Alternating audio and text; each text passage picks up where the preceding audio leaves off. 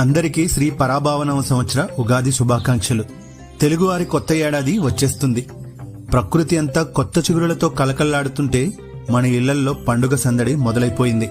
అయితే ఉగాది అంటే కేవలం పచ్చడి తినడం మాత్రమే కాదు. ఈరోజు మనం చేసే కొన్ని పనులు మన ఏడాది మొత్తాన్ని నిర్ణయిస్తాయట. మరి మన పెద్దలు పండితులు చెప్పిన ఒక 7 ముఖ్యమైన ఆచారాలేంటో ఈ వీడియోలో చూద్దాం. ముందుగా ఉగాది రోజు తెల్లవారుజామునే లేచి తలస్నానం చేయడం అత్యంత ముఖ్యం. తలకు నూనె రాసుకుని స్నానం చేయడం వల్ల శరీరం పవిత్రం అవడమే కాదు, మనసులో కొత్త ఉత్సాహం నిండుతుంది. కొత్త ఏడాదిని ఫ్రెష్ గా స్టార్ట్ చేయడానికి ఇదే కరెక్ట్ పద్ధతి. ఇక రెండోది, ఇంటిని శుభ్రం చేసి గుమ్మానికి మామిడి తోరణాలు కట్టడం.